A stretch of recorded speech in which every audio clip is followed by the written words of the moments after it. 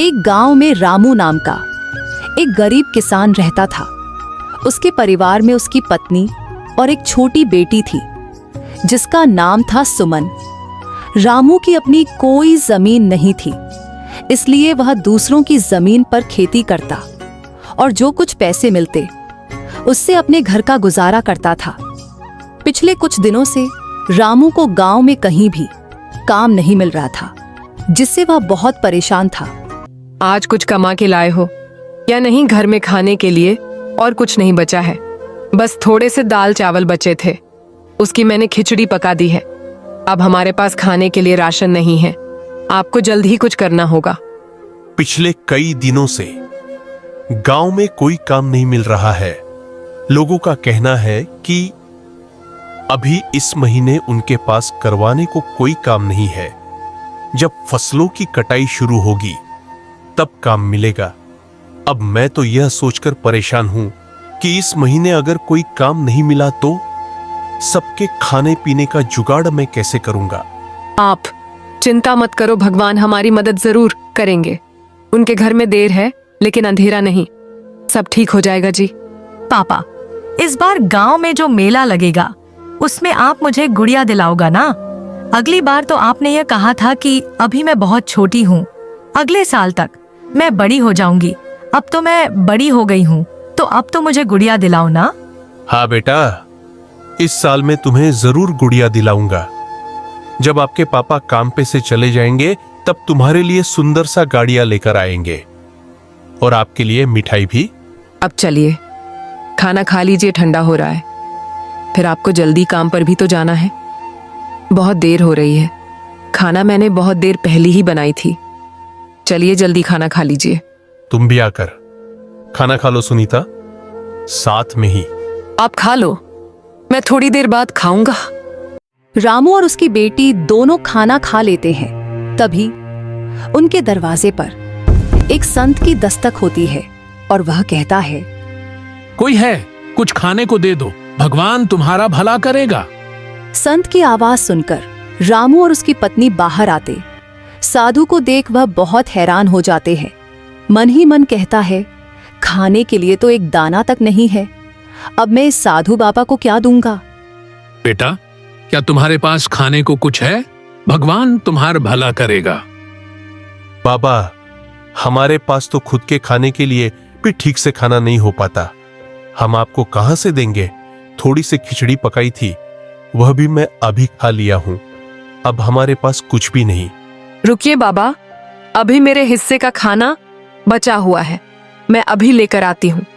लेकिन सुनीता, अगर तुम अपने हिस्से की खाना बाबा को दे दोगी तो तुम क्या खाओगी? आप इसकी चिंता मत कीजिए, मैं भूखी रह लूंगी, लेकिन अपने घर के आंगन से मैं किसी संत को भूखा नहीं जाने दे सकती, इससे मुझे पाप लगेगा। और बुजुर्ग कहते हैं कि आपने घर आए संत को खाली हाथ नहीं लौटना चाहिए। सुनीता अपने हिस्से की भोजन निकलकर बाबा को दे देती है और बाबा उससे ग्रहण कर लेते हैं, जिससे सुनीता देख बहुत खुश हो जाती है।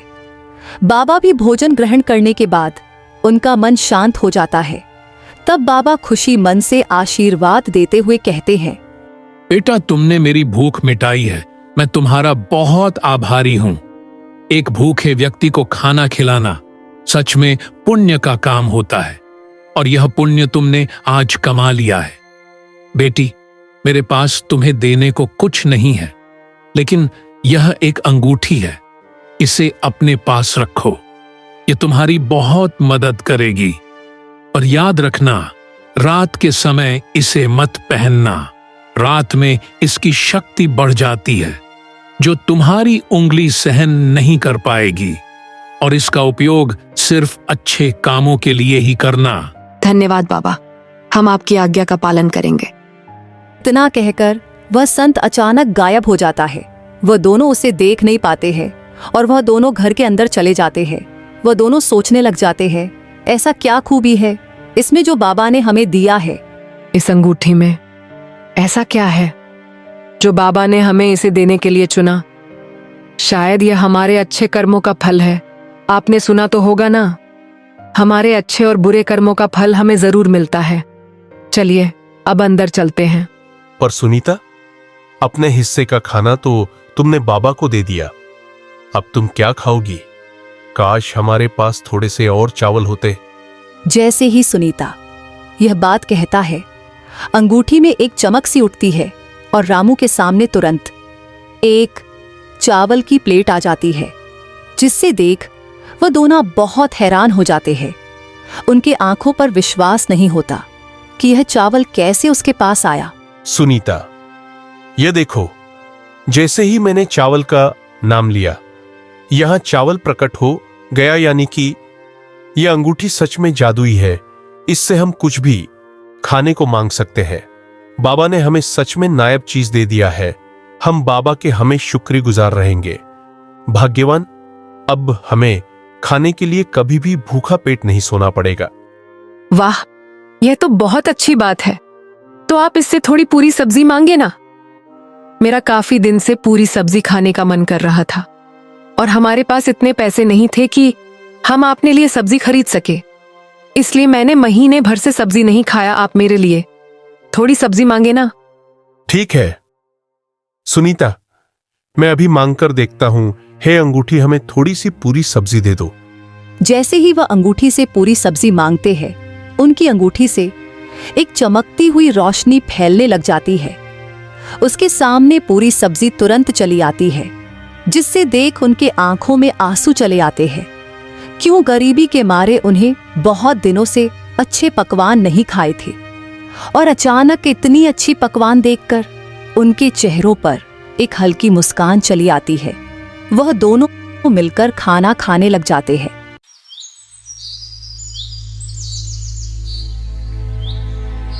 ऐसे ही कुछ दिन बीत जाते हैं।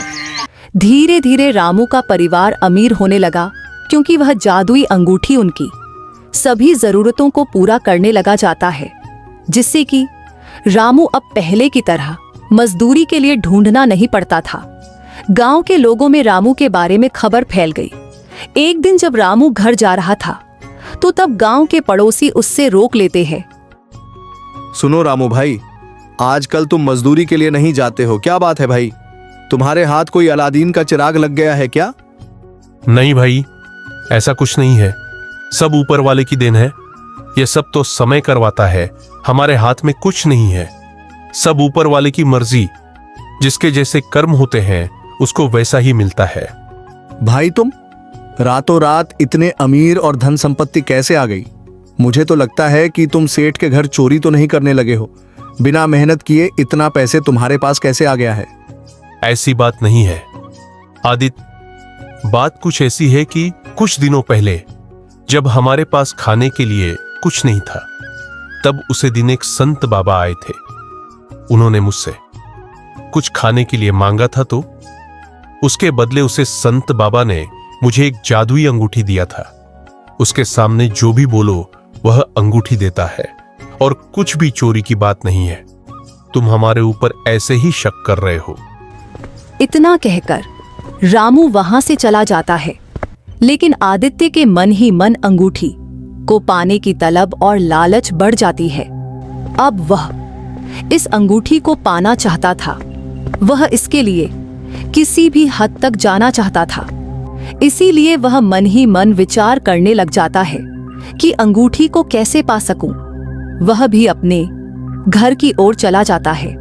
सुनो सुलेखा, वह जो अपना पड़ोसी रामू है ना, उसके घर एक साधु बाबा आए थे और उसने एक कटोरी चावल के बदले उसे एक जादुई अंगूठी दिया था, जिसके सामने वह जो भी बोलता है उसे वह चीज मिल जाती है। मैं सोच रहा था कि वह अंगूठी अपने पास भी होनी चाहिए, इसीलिए मैं वह अंगूठी उससे ले लूंगा।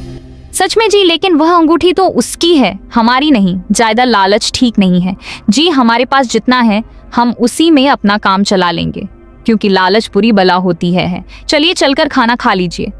तुम चुप रहो, मैं वह अंगूठी लेकर रहूंगा। आदित्य ठान लेता है कि उसे अब वह अंगूठी चाहिए तो चाहिए। रात के काली घटाए में चंद चुप रहा था। आदित्य धीरे धीरे कदमों से उसके घर के तरफ चल देता है। कुछ ही देर में वह रामू के घर के पास चला जाता है और उसके घर जाकर वह अंगूठी चुरा लेती है। और वह नहीं जानता था कि उसे अंगूठी रात में नहीं पहनना चाहिए और वह अंगूठी से बहुत सारा पैसा मांगता है। लेकिन अंगूठी लाल रोशनी से भर जाती है और आदित्य के सारा धन दौलत उससे ले लेता है। जब आदित्य घर जाता है, उसका घर में कुछ नहीं था।